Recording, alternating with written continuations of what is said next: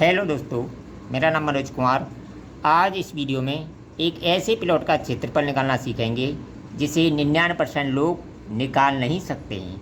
यानी हमारी जो वीडियो का टाइटल भी यही है, ऐसी गलती मत करना। मान लो आपको कोई प्लॉट खरीदना है या बेचना है तो ऐसी गलती आपसे ना हो, इसलिए ये वीडियो मैं बना रहा हूँ। देखिए, हमारा कोई प्लॉट है जिसकी चारों भुजाएँ समान है। इस तरह के प्लॉटों में अक्सर गलतियाँ हुआ करती हैं। इस गलती के बारे में बताऊँगा। ठीक है, देखिए हमारा प्लॉट है, इसकी एक भुजा 13 फीट है, इसके सामने वाली 5 फीट है, ये 2 फीट है, ये 8 फीट है। ऐसा जब भी प्लॉट हो तो इसका क्षेत्रफल कोई भी नहीं निकाल सकता है। देखिए, इसका क्षेत्रफल दो तरीके से निकलता है।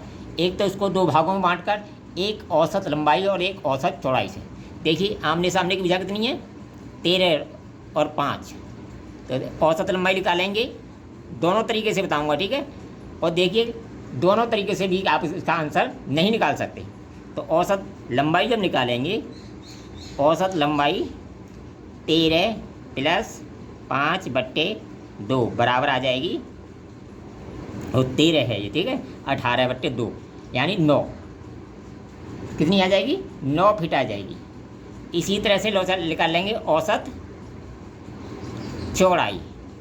ठीक है, ये आ जाएगी 2 प्लस 8/2 बराबर 5 फीट।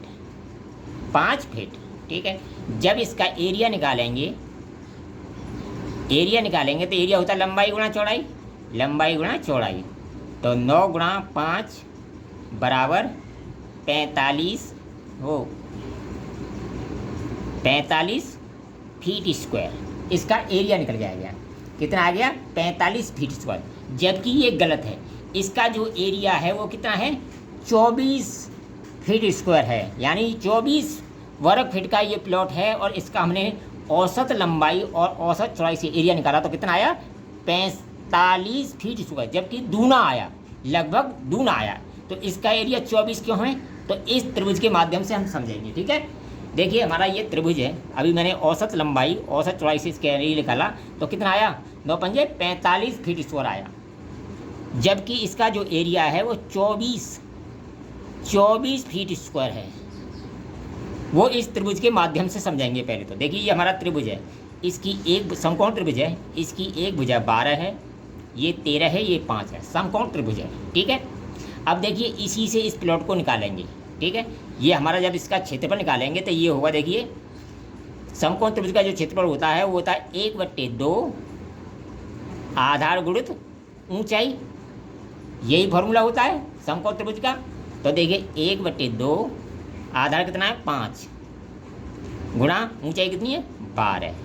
तो इसे जब हल करेंगे, इसे काट देंगे 6 बार, 6 पंजे 30, यानी 30 फीट स्क्वायर का ये त्रिभुज है। कितना है? ये 30 फीट स्क्वायर का त्रिभुज है। इसका एरिया कितना है? 30 फीट स्क्वायर। ठीक है, अब देखिए ये लंबाई कितनी है? 5 फीट। यहाँ से लेके यहाँ तक मैं 2 फीट का निशान लगा देता हूँ। ठीक है, ये लंबाई कितनी है? 12 फीट।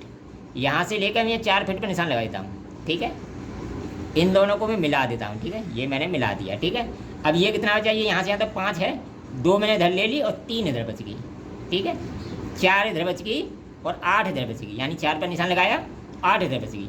तो हमारा ये वाला त्रिभुज कितना लग गया? 2, 8, और देखिए ये 4 है, ये 3 है, तो ये कितनी हो जाएगी? 5 हो जाएगी। ये पाइथागोरस से सिद्ध हो चुका है। तो यही वाला त्रिभुज हमें यहाँ प्राप्त हो गया। जबकि इसका जो क्षेत्रफल निकाला था कितना आया था? 45 फीट स्क्वायर। जबकि इसका एरिया देखिए, इस त्रिभुज का कम कर देंगे, छोटे वाले त्रिभुज का कम कर देंगे तो इसका एरिया निकल आएगा। तो छोटे वाले का 1/2, वही आधार गुणित ऊंचाई। तो 1/2 आधार कितना है? 3, ऊंचाई कितनी है? 4। काट दिया 2 बार, तो 3 दूनी 6। तो 6 फीट का ये छोटे वाले त्रिभुज का क्षेत्रफल आ गया। ये पूरा 30 था, 30 में से 6 घटा दिया तो 24 इसका एरिया आ गया। कितना आ गया? 24 फीट स्क्वायर। जबकि हमने औसत लंबाई और औसत चौड़ाई से इसका एरिया निकाला तो कितना आया था? 45 फीट स्क्वायर।